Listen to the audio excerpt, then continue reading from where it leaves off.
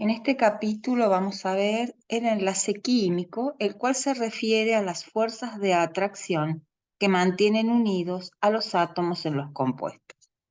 Podemos referirnos a la definición de la UPAC sobre enlace químico. UPAC representa la Unión Internacional de Química Pura y Aplicada. De acuerdo a esto, hay un enlace químico entre dos átomos o grupos de átomos cuando las fuerzas que se establecen entre ellos permiten la formación de un agregado con la suficiente estabilidad para que pueda ser considerado una especie independiente. Vamos a clasificar a los enlaces en dos grupos importantes: enlaces fuertes o interatómicos, es decir, entre átomos, o intramoleculares, al interior de la molécula, y por otro lado, enlaces débiles o intermoleculares, es decir, enlaces entre moléculas. Dentro de los enlaces fuertes existen tres tipos principales de enlaces: enlace iónico, enlace covalente y enlace metálico.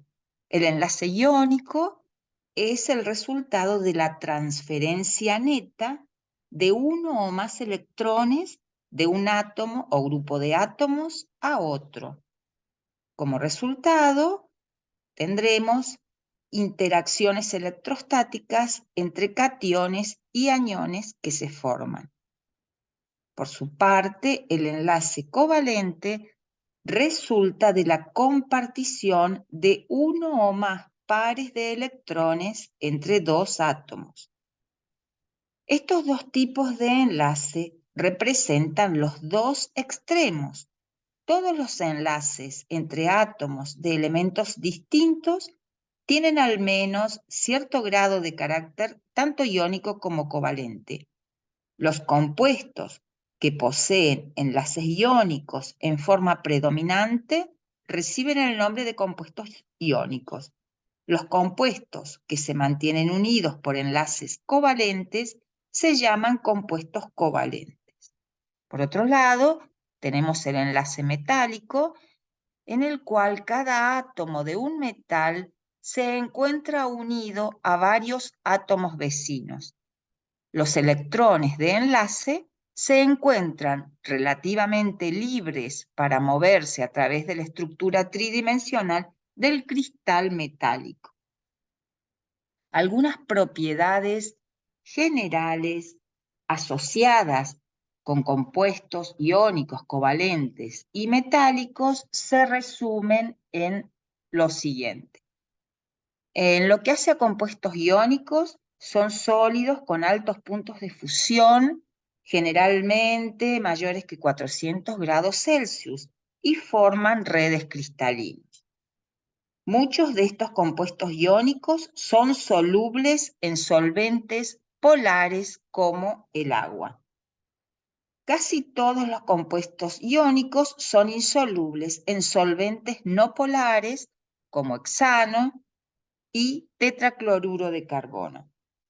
Los compuestos iónicos son duros, resistentes al rayado y además de tener elevados puntos de fusión, tienen elevados puntos de ebullición. En estado líquido, es decir, fundidos, son buenos conductores de la electricidad porque tienen partículas cargadas en movimiento, es decir, tienen iones en movimiento. Y también ocurre que las soluciones acuosas son buenas conductoras de la electricidad porque tienen partículas cargadas en movimiento, iones. En general, los compuestos iónicos suelen formarse entre dos elementos con electronegatividad muy diferente, generalmente un metal y un no metal. Los compuestos covalentes son gases, líquidos o sólidos de bajo punto de fusión, generalmente menores a 300 grados Celsius. Tienen también bajas temperaturas de ebullición. Muchos de ellos son insolubles en solventes polares como el agua y casi todos son solubles en solventes no polares como hexano y tetracloruro de carbono. Los compuestos covalentes en estado líquido, es decir, fundidos, no conducen la electricidad. Además, las soluciones acuosas suelen ser malas conductoras de la electricidad porque la mayoría no posee partículas cargadas. Suelen formarse entre dos elementos con electronegatividad semejante, generalmente dos no metales. Por su parte, los compuestos metálicos tienen temperaturas de fusión y ebullición elevadas, son sólidos a temperatura ambiente, excepto el mercurio, que es líquido. Son buenos conductores del calor y de la electricidad, son dúctiles, es decir, que pueden formar hilos, son maleables, pueden moldearse para formar láminas al aplicar presión. En general son duros, es decir, resistentes al rayado, y la mayoría se oxida con facilidad. Vamos a ver las fórmulas de puntos de Lewis de los átomos. El número y la distribución de electrones en las capas más externas de los átomos determinan las propiedades químicas y físicas de los elementos, como así también el tipo de enlace químico que forman. Vamos a escribir fórmulas de Lewis, a veces llamadas fórmulas de puntos de Lewis o representaciones de puntos de Lewis, como un método gráfico para seguir la pista de estos electrones importantes desde el punto de vista químico. En las representaciones de puntos de Lewis, solo los electrones externos, es decir, de los orbitales S y P más externos, son los que vamos a representar. En esta tabla se muestran las fórmulas de puntos de Lewis de los átomos de los elementos representativos. Todos los elementos de un grupo dado tienen la misma configuración electrónica en la capa más externa. Se representa estos símbolos de electrón punto, consisten en representar al lado del símbolo del átomo los puntos correspondientes a estos electrones de último nivel. Estas fórmulas solo son útiles para los compuestos representativos. Para los compuestos de metales de transición y de transición interna, no son útiles estas fórmulas, ya que necesitaríamos usar un gran número de puntos. Vamos a ver cómo se forma un enlace iónico. El primer tipo de enlace iónico que vamos a representar es entre un metal alcalino como el sodio y un halógeno como el cloro. Bueno, recordemos entonces que vamos a hablar de iones. Un ion es un átomo o grupo de átomos con carga eléctrica. Un ion en el que un átomo o grupo de átomos posee menos electrones que protones, tiene carga positiva y recibe el nombre de catión. Un átomo o grupo de átomos que posee más electrones que protones tiene carga negativa y se llama anión. Un enlace iónico es la atracción de un gran número de iones con cargas opuestas, cationes y aniones, cuando se forma un sólido. Y este compuesto recibe el nombre de sólido iónico.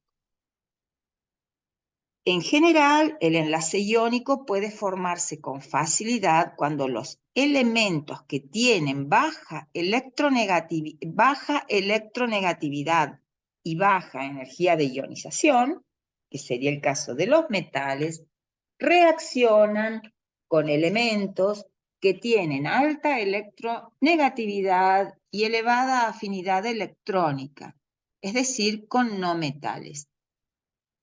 Muchos metales se oxidan con facilidad, es decir, pierden electrones para formar cationes, y muchos no metales se reducen con facilidad, es decir, ganan electrones para formar aniones. Cuando la diferencia de electronegatividad entre dos elementos es grande, como ocurre entre un metal y un no metal, es probable que los elementos formen un compuesto por medio de un enlace iónico con transferencia de electrones. Veamos el ejemplo entonces de un metal del grupo 1A, un metal alcalino, y un no metal del grupo 7A o 17, un halógeno. Consideremos la reacción de sodio, que es un metal del grupo 1, con cloro, que es un no metal del grupo 17. El sodio es un metal blando, plateado, tiene un punto de fusión de 98 grados Celsius, y el cloro a temperatura ambiente es un gas corrosivo verde amarillento. Tanto el sodio como el cloro reaccionan con el agua. El sodio lo hace violentamente. En contraste, el producto de esta reacción, que es el cloruro de sodio, es un sólido blanco que tiene un punto de fusión de 801 grados Celsius, se disuelve en agua sin reaccionar, y podemos representar esta reacción de la siguiente manera. Se puede entender mejor esta reacción mostrando la configuración electrónica de todas las especies. Por simplicidad, se representa al cloro, en lugar de cloro molecular, como átomos individuales y no como moléculas. En esta reacción, cada átomo de sodio pierde un electrón para dar cationes sodio más 1, los cuales, o el cual, tiene 10 electrones, igual que el neón, que es el gas noble anterior.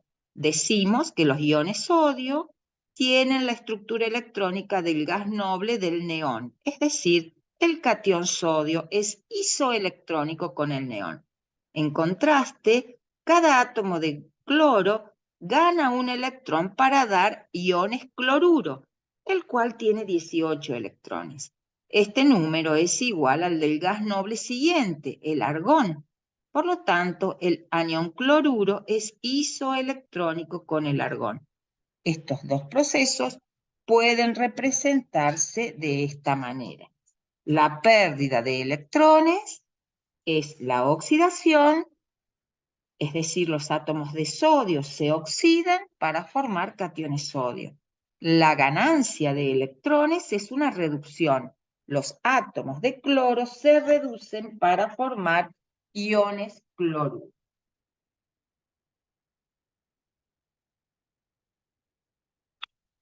De esta manera, si queremos representar mediante fórmulas de puntos de Lewis la reacción anterior, podemos ver que los los átomos de sodio pierden un electrón que se lo transfieren a los átomos de cloro, formando cationes sodio y aniones cloruro. La proporción de cationes y aniones en el sólido están presentes en una proporción 1:1. Por eso escribimos la fórmula del cloruro de sodio como sodio-cloro. Predecimos la misma fórmula con base en el hecho de que cada átomo de sodio solo puede perder un electrón de su capa más externa ocupada, y cada átomo de cloro solo necesita un electrón para ocupar por completo sus orbitales p más externos. La materia es eléctricamente neutra, de manera que por cada carga positiva tiene que haber una carga negativa. Algo a tener en cuenta es que la fórmula química cloruro de sodio no indica de manera explícita la naturaleza iónica del compuesto, solo indica la proporción de los iones.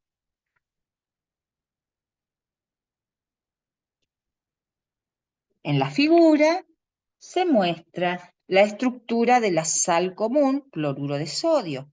Al igual que los demás compuestos iónicos, el cloruro de sodio existe como una red extendida de iones positivos y negativos y no existen moléculas distinguibles de sustancias sólidas iónicas.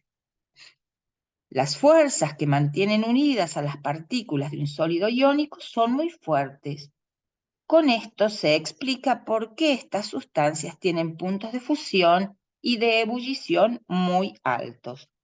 Cuando un compuesto iónico se funde o se disuelve en agua, sus partículas cargadas se mueven con libertad en un campo eléctrico, de tal modo que el líquido o las soluciones acuosas exhiben una conductividad eléctrica muy grande. Veamos el caso de el enlace iónico entre metales del grupo 1, como el litio, y no metales del grupo 16. En este caso, se va a producir el óxido de litio, un compuesto iónico sólido de punto de fusión mayor que los 1700 grados Celsius. Podemos representar la reacción de esta manera. La fórmula del óxido de litio, litio 2 oxígeno, solo indica que dos átomos de litio se combinan con un átomo de oxígeno. Si examinamos la estructura de los átomos antes de reaccionar, podemos ver la razón de esta proporción. Los átomos de litio, cuando pierden un electrón, forman un catión monovalente con carga +1 por pérdida de un electrón. Los átomos de oxígeno necesitan 2 electrones para completar los 8 electrones en su última capa. Por lo tanto, se requieren 2 cationes litio por cada anión óxido. Esta representación se indica de esta manera. El litio se oxida dando cationes litio +1 y el oxígeno se reduce dando aniones óxido. Las fórmulas de puntos de Lewis para formar estos iones es la siguiente. Los iones litio +1 son isoelectrónicos con los átomos de helio que tienen 2 electrones. Los iones óxido, oxígeno -2, son isoelectrónicos con los átomos de neón. Veamos ahora el caso de la formación de un enlace iónico entre metales del grupo 2, metales alcalino térreos, como es el caso del calcio, y no metales del grupo 16, como es el oxígeno.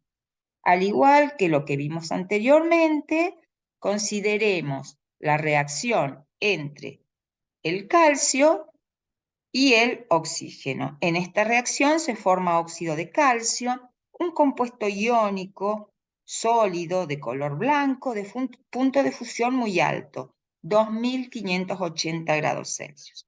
La reacción de formación es esta que se ve acá, y de nuevo mostraremos la estructura electrónica de los átomos y iones, donde representamos a los electrones más internos con el símbolo del gas noble que le antecede.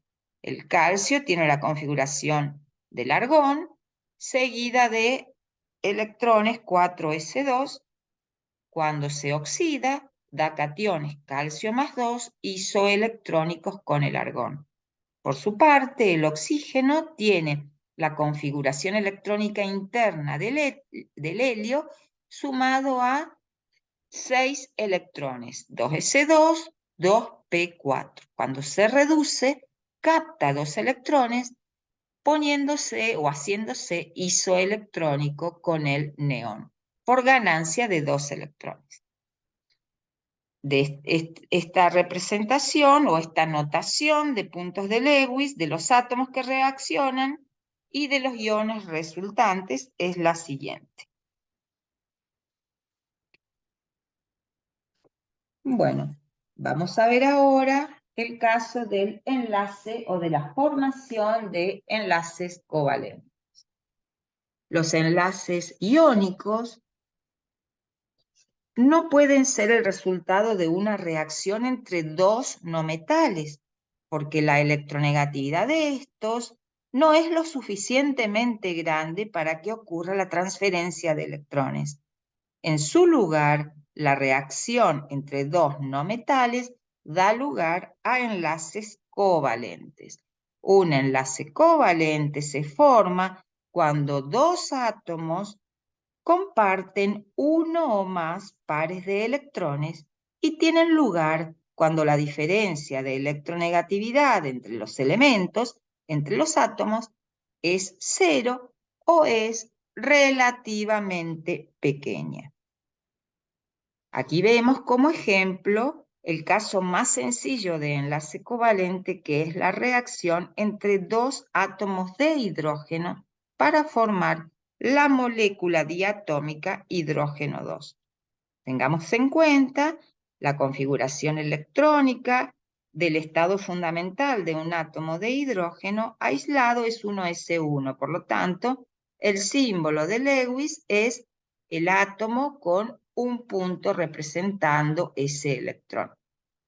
Cada átomo de hidrógeno aporta ese electrón al enlace que resulta de la compartición de este par de electrones. Podemos representarlo de esta manera o podemos representar la molécula diatómica de hidrógeno de esta otra manera, donde esta línea representa este par de electrones compartidos. El par de electrones compartidos proporciona a cada átomo de hidrógeno dos electrones, adquiriendo la configuración electrónica externa del gas noble helio. En el enlace covalente, cada electrón del par compartido es atraído por los núcleos de ambos átomos. Esta atracción mantiene unidos a los dos átomos en la molécula de hidrógeno 2. Podemos representar la formación del enlace covalente entre dos átomos de hidrógeno de la siguiente manera. A medida que los dos átomos de hidrógeno se van acercando desde una distancia grande, el electrón de cada átomo de hidrógeno es atraído por el núcleo del otro átomo de hidrógeno, así como por su propio núcleo. Si estos dos electrones tienen espines opuestos, ambos electrones pueden ocupar la misma región del orbital y ahora estos dos electrones pueden ocupar preferentemente la región entre los dos núcleos. En esta situación, ambos núcleos atraen con mucha fuerza a los electrones y los dos átomos de hidrógeno comparten un par de electrones y se forma un enlace covalente sencillo. Decimos que los orbitales 1s de ambos átomos se superponen de forma tal que ambos electrones ahora están en los orbitales de ambos átomos de hidrógeno. Los átomos enlazados están a menor energía, son más estables que los átomos separados. Esto es lo que se muestra en esta figura. Es una gráfica de energía potencial en función de la distancia internuclear. A medida que cuando los átomos están lo suficientemente separados, las fuerzas de atracciones son débiles y no se forma enlace. A medida que los dos átomos se van aproximando, los dos núcleos, por tener carga positiva, ejercen una repulsión creciente entre sí. A medida que se van aproximando, las fuerzas de atracción son más intensas y se produce un desprendimiento de energía.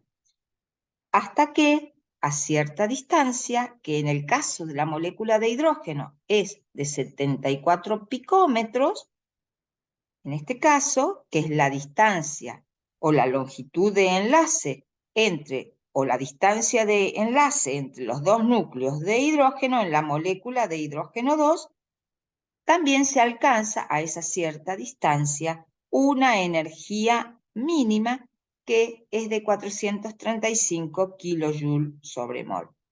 Cuando la distancia internuclear es mayor que estos 74 picómetros, las fuerzas de atracción superan a las de repulsión y los átomos se atraen más.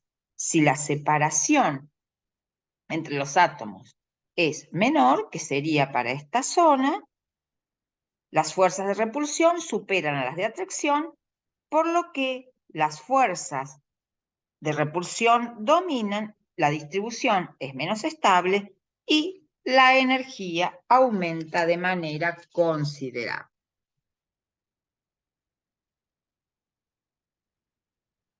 En la formación de enlaces covalentes participan solamente los electrones de valencia.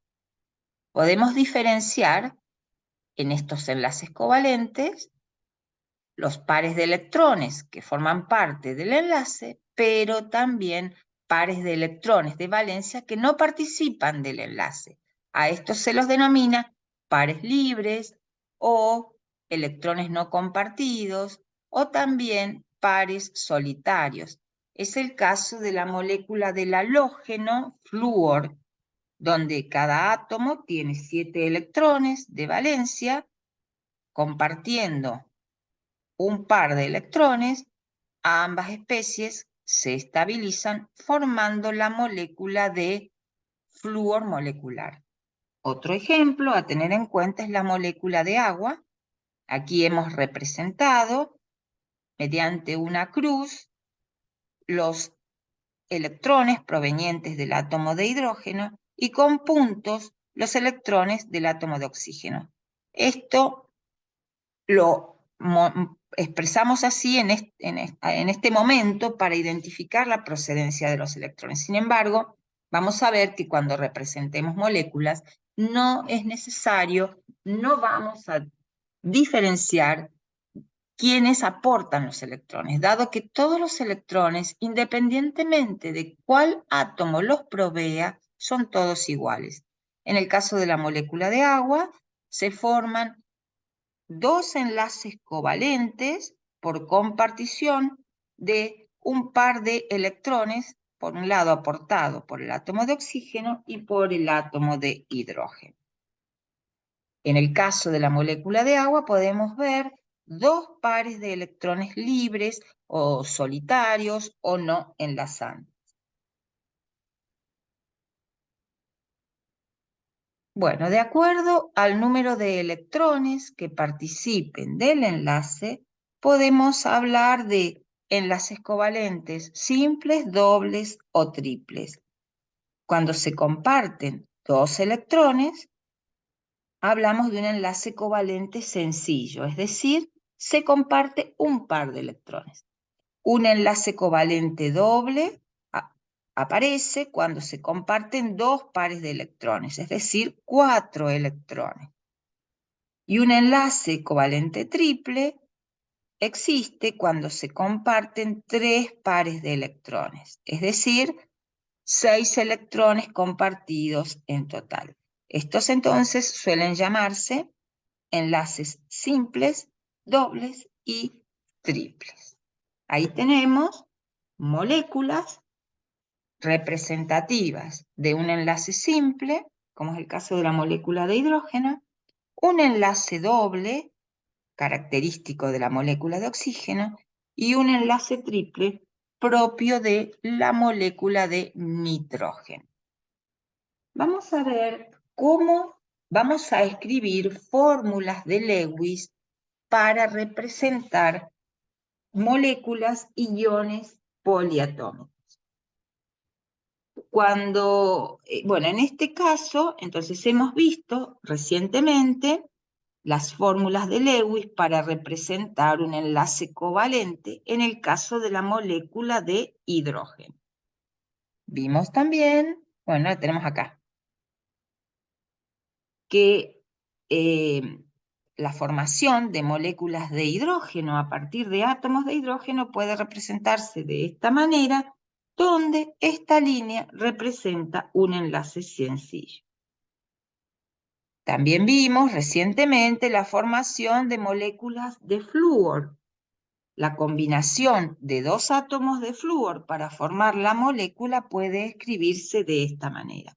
Es importante que en estas representaciones de moléculas utilizando las representaciones de puntos de Lewis, siempre hacer constar no solo los pares de electrones compartidos, sino también los pares de electrones solitarios.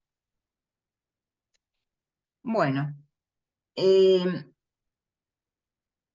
debemos recordar algo más acerca del uso de las fórmulas de puntos de Lewis, que solo muestran el número de electrones de valencia, el número y tipo de enlaces y el orden en que están unidos los átomos. Las fórmulas de puntos de Lewis no muestran la forma tridimensional de las moléculas y de los iones. Los veremos más adelante. Cuando usamos fórmulas de Lewis para representar enlaces covalentes, vamos a tener en cuenta que los elementos representativos suelen adquirir la configuración electrónica estable de gas noble cuando comparten electrones. Por ejemplo, en la molécula de agua hay 8 electrones en la capa más externa del átomo de oxígeno, adquiriendo el oxígeno la configuración electrónica del neón. Por otra parte, en la capa de valencia de cada átomo de hidrógeno hay 2 electrones y cada uno tiene la configuración electrónica del helio. De esta manera vamos a concluir diciendo que los elementos representativos adquieren la configuración de gas noble en casi todos los compuestos. Este enunciado suele conocerse como regla del octeto. Un átomo tiende a formar enlaces ganando, perdiendo o compartiendo electrones hasta quedar rodeado por 8 electrones de valencia, o en el caso del helio, o sea, en el caso de átomos que se asemejen al helio, 2 electrones de valencia. La regla del octeto funciona principalmente para elementos del segundo período de la tabla periódica, porque estos elementos tienen subniveles 2s y 2p que pueden contener hasta un máximo de 8 electrones. ¿Cómo vamos a dibujar las estructuras de Lewis? Por un lado, vamos a sumar los electrones de valencia de los átomos que intervienen en el anión poliatómico o en la molécula. En el caso de que se trate de aniones, se añade un electrón más por cada carga negativa. Y para el caso de cationes poliatómicos, se restan tantos electrones como cargas positivas tenga el catión. Se dibuja una estructura esquemática con los símbolos atómicos que intervienen, de los átomos que intervienen en la molécula y se unen mediante enlaces sencillos y luego se distribuyen los electrones de forma que se complete un octeto para cada átomo. Por ejemplo, en el caso del metano, gas que forma parte del petróleo y que constituye el 80% en masa del gas natural, está constituido por un átomo de carbono que tiene 4 electrones de valencia y por 4 átomos de hidrógeno con un electrón de valencia cada uno. El total de electrones es de 8, 4 provenientes del carbono y 4 provenientes de los 4 átomos de hidrógeno.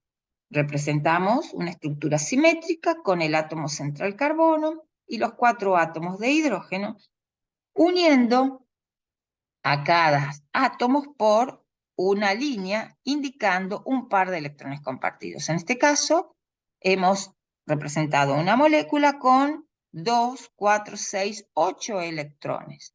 Habiendo completado el carbono, su octeto de electrones, y los hidrógenos, su dueto de electrones. Esta es la fórmula de la estructura de Lewis para el metano. Veamos el caso del anión silicato. ¿Cuántos electrones en total tenemos? Tenemos del silicio 4 electrones. Recordemos que el silicio está en la tabla periódica por abajo del carbono, en el mismo grupo, tiene 4 electrones de valencia, y los oxígenos tienen 6 electrones de valencia, pertenecen al grupo 16, por lo tanto tendremos 4 oxígenos, 4 por 6, 24 electrones. Pero además, el anión poliatómico tiene 4 electrones extras, por lo tanto el total de electrones será 4 más 24 más 4, dando un total de 32 electrones. Representamos una estructura simétrica con el silicio como átomo central unido a los 4 átomos de oxígeno. Indicamos que este anión tiene carga negativa menos 4. Y ahora repartimos el total de los 32 electrones. Aquí ya tenemos 8 electrones usados. Si cada oxígeno completa el octeto de electrones, completamos o estamos utilizando los 32 electrones. Fíjense, 2, 4, 6, 8, 10, 12, 14, 16, 18, 20, 22, 24, 26, 28, 30, 32. De esta manera, hemos representado la estructura del anión silicato. ¿Qué pasa en el caso del dióxido de azufre? Tanto azufre como oxígeno pertenecen al grupo 16 de la tabla periódica, por lo tanto, sus representaciones de puntos de Lewis o sus electrones de valencia son 6. 6 del azufre, 6 de cada oxígeno, un total de 18 electrones. Como dijimos, disponemos el átomo central, los átomos a los cuales está enlazado y unimos mediante un par de electrones. Ahora distribuimos el total de electrones. 2, 4, 6, 8, 10, 12, 14, 16, 18 electrones. Sin embargo, en esta estructura, el azufre no ha logrado completar el octeto. ¿Cómo entonces resolvemos esta situación?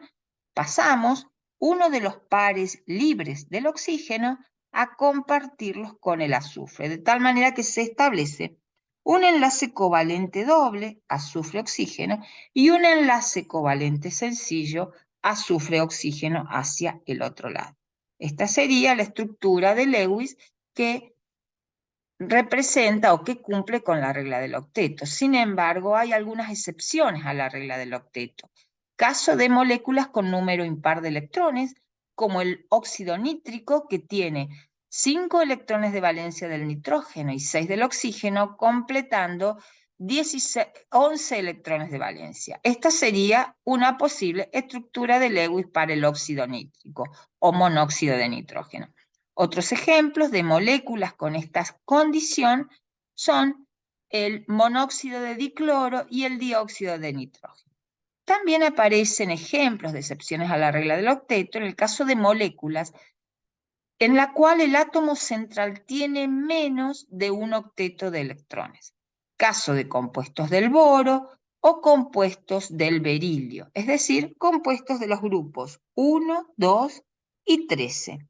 Aquí tenemos el trifluoruro de boro, donde tenemos 3 electrones del boro más 7 de cada flúor por 3, 21, nos da un total de 24 electrones de valencia. Vemos acá que cada átomo de flúor completa su octeto de electrones, pero el boro solamente tiene un sexteto de electrones.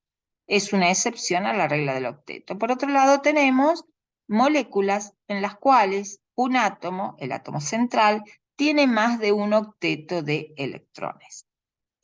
En este caso se habla de octetos expandidos, como es el caso del pentacloruro de fósforo, donde el fósforo en el grupo 15 tiene 5 electrones de valencia y cada átomo de cloro con 7 electrones de valencia, a razón de 5 átomos de cloro, tenemos un total de 40 electrones para distribuir.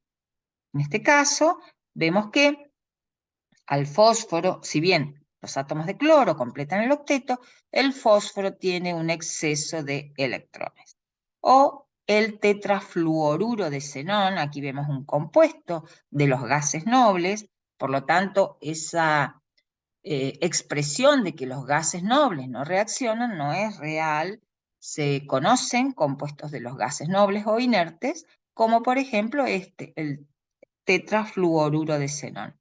El xenón tiene su octeto completo, 8 electrones de valencia, más 7 electrones de cada átomo de flúor me da un total de 36 electrones totales, que al distribuirse forman esta molécula con un octeto expandido. Aquí vemos otros ejemplos de moléculas que tienen un exceso de electrones. Generalmente aparecen cuando en la molécula hay átomos que tienen orbitales D disponibles para formar estos electrones o donde se van a alojar estos pares de electrones extras. Bueno, por otro lado, vamos a clasificar a los enlaces covalentes en enlaces covalentes polares y enlaces covalentes no polares. Los enlaces covalentes entonces pueden ser polares o no polares. En un enlace covalente no polar, como el de la molécula de hidrógeno o la molécula de flúor, el par electrónico está compartido por igual entre los dos núcleos de hidrógeno o de flúor. Ambos átomos, en el caso de la molécula de hidrógeno, tienen la misma electronegatividad, lo cual significa que los electrones que comparten son atraídos por igual hacia ambos núcleos de hidrógeno y por lo tanto pasan la misma cantidad de tiempo cerca de cada núcleo. Esto es cierto para todas las moléculas diatómicas homonucleares. Homonuclear indica que tiene un solo tipo de átomos. En el caso de poseer dos o más tipos de átomos, se describe como heteronuclear. Pero los enlaces covalentes no polares son característicos de moléculas diatómicas homonucleares como hidrógeno, oxígeno, nitrógeno, flúor, cloro, porque están conformadas por dos átomos idénticos que tienen idéntica electronegatividad. Entonces podemos generalizar los enlaces covalentes de todas las moléculas diatómicas homonucleares deben ser no polares. Ahora vamos a considerar moléculas diatómicas heteronucleares, como por ejemplo la molécula de cloruro de hidrógeno. Comencemos con el hecho de que el cloruro de hidrógeno es un gas a temperatura ambiente. Esto nos indica que no puede ser un compuesto iónico, dado que los compuestos iónicos son sólidos a temperatura ambiente. También sabemos que el enlace entre el hidrógeno y el cloro tiene cierto grado de polaridad porque los átomos de hidrógeno y de cloro no son idénticos. Por lo tanto, no atraen electrones por igual. La electronegatividad del hidrógeno es 2,1 y la del cloro es 2,9. Es evidente que por su elevada electronegatividad, el átomo de cloro atrae el par de electrones compartidos con mucha más fuerza que el átomo de hidrógeno. Podemos representar la molécula de cloruro de hidrógeno como se indica. La densidad electrónica experimenta distorsión en dirección del átomo de cloro más electronegativo. Este pequeño desplazamiento de la densidad electrónica deja al hidrógeno algo positivo. Los enlaces covalentes en los cuales los pares electrónicos se comparten de manera desigual, como en el caso del cloruro de hidrógeno, reciben el nombre de enlaces covalentes polares. Podemos representar los enlaces covalentes polares de estas dos maneras, en la cual el símbolo delta menos sobre el átomo de cloro indica una carga parcial negativa. Esto significa que el extremo cloro de la molécula es un poco más negativo que el extremo hidrógeno. El símbolo delta más sobre el átomo de hidrógeno indica una carga parcial positiva, o que el extremo hidrógeno de la molécula es positivo respecto del átomo de cloro. Ojo, no estamos diciendo que el hidrógeno tenga una carga de +1 o que el cloro tenga una carga de -1. La segunda forma de indicar la polaridad es dibujar una flecha en forma tal que la punta esté dirigida hacia el extremo negativo, el cloro, y la parte trasera cruzada indique el extremo positivo, en este caso el hidrógeno. La separación de carga en un enlace covalente polar genera un dipolo eléctrico. La palabra dipolo significa dos polos. Acá se refiere a los polos positivo y negativo que resultan de la separación de cargas en la molécula. Es conveniente expresar la polaridad de los enlaces mediante su momento dipolar, el cual mide la separación de carga de la molécula. El momento dipolar se indica con la letra griega mu y se define como el producto de la distancia d de separación de las cargas de igual magnitud, pero de signo opuesto, y la magnitud de la carga delta. En general, a medida que aumenta la diferencia de electronegatividad de las moléculas diatómicas, también aumentan los momentos dipolares medidos. El momento dipolar de enlace es un vector. Aquí vemos el caso, entonces, de una molécula no polar resultante de una distribución simétrica o uniforme de la densidad electrónica en la molécula, y una molécula no polar, o sea, una molécula polar con un momento dipolar diferente de 0, resultante de la distribución no uniforme de la densidad electrónica. El momento dipolar de enlace es un vector. Bueno, podemos establecer una relación de la diferencia de electronegatividad entre los átomos enlazados y el tipo de enlace. De esta manera, podemos decir que cuando la diferencia de electronegatividad entre los átomos enlazados es 0, hablamos de un enlace covalente puro. En el otro extremo tenemos una gran diferencia de electronegatividad entre los átomos enlazados que da lugar a un enlace de tipo iónico. En el medio tenemos un intervalo continuo de enlaces covalentes polares con diferencias de electronegatividades intermedias. A medida que aumenta la diferencia de electronegatividad entre los átomos enlazados, aumenta el carácter iónico del enlace o disminuye el carácter covalente. En este caso, el carácter covalente del enlace disminuye desde diferencias de electronegatividades 0 a grandes diferencias de electronegatividades y aumentando, en consiguiente, el carácter iónico del enlace, y el carácter de enlace covalente aumenta a medida que la diferencia de electronegatividades se aproxima a 0.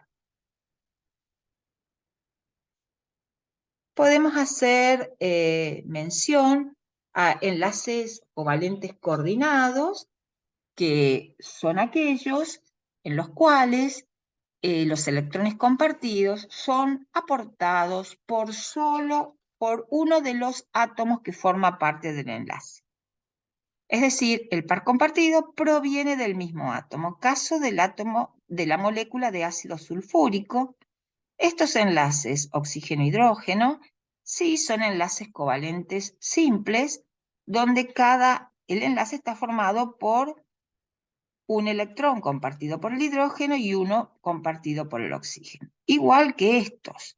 Sin embargo, estos que tienen una flecha, el par de electrones del enlace es aportado exclusivamente por el azufre. El azufre tiene 6 electrones de valencia. Estos otros dos van 4, uno acá y otro acá. A este enlace covalente se lo llama coordinado o dativo, pero es un enlace covalente cualquiera. Simplemente ponemos en evidencia porque ustedes pueden ver que este átomo de oxígeno tiene sus 6 electrones del último nivel y no comparte ninguno. Entonces podríamos preguntarnos cómo se forma este enlace covalente. Justamente el par compartido es aportado en este caso por átomos de hidrógeno. Otra cosa a tener en cuenta es el concepto de resonancia. En ciertas oportunidades, una única estructura de Lewis no describe correctamente las propiedades de la molécula. Caso del ozono, es una molécula oxígeno 3. El ozono, de acuerdo a datos experimentales, tiene 2 enlaces covalentes idénticos, de igual longitud. Sin embargo, si nosotros representamos mediante estructuras de Lewis, representaríamos a la molécula de ozono mediante un enlace covalente simple y un enlace covalente doble, con lo cual el enlace doble sería de menor longitud, más corto que el enlace covalente simple. Entonces, esta única estructura de Lewis no describe correctamente las propiedades de la molécula de ozono. La forma de interpretar esta idea es suponer que los enlaces son un promedio de estas dos posibles estructuras de Lewis, a las cuales se las denomina estructuras resonantes. Una molécula o ion poliatómico, para los cuales pueden dibujarse 2 o más fórmulas de Lewis con la misma distribución de átomos, pero diferente forma de compartir los electrones, se dice que presenta resonancia. La estructura verdadera puede describirse como un promedio o un híbrido de estas estructuras resonantes. Como ejemplos de moléculas con resonancia tenemos el ozono, aniones nitrato, sulfato, dióxido de nitrógeno y el caso típico de una molécula orgánica como es el benceno, que puede representarse con esta estructura resonante, con esta otra, o de manera simplificada se representa de esta manera. Algo más a considerar es que las propiedades de los enlaces que se determinan experimentalmente son 3. Longitud de enlace, que hace referencia a la distancia entre los núcleos de los átomos enlazados. La geometría de los enlaces, que hace referencia a la organización o a la disposición tridimensional de los enlaces en el espacio, y a la energía de enlace, que es la energía requerida para disociar un molde de enlaces de una sustancia covalente en su estado gaseoso en átomos en estado gaseoso. Entonces, las energías de enlace son todas endotérmicas, porque para romper enlaces hay que entregar energía. la misma energía necesaria para romper un molde de enlaces es igual a la energía que se desprende al formarse un molde de enlaces. De esta manera, en el caso de la molécula de hidrógeno que describimos recientemente, para formar una molécula de hidrógeno, se desprendían 435 kilojoules por cada mol de moléculas formadas. Para romper ese enlace, la molécula debe absorber esa misma cantidad de energía, 435 kilojoules por mol, para disociar ese mol de enlaces. En cuanto a las geometrías de enlace, podemos ver distintas formas de disponerse los enlaces en la molécula.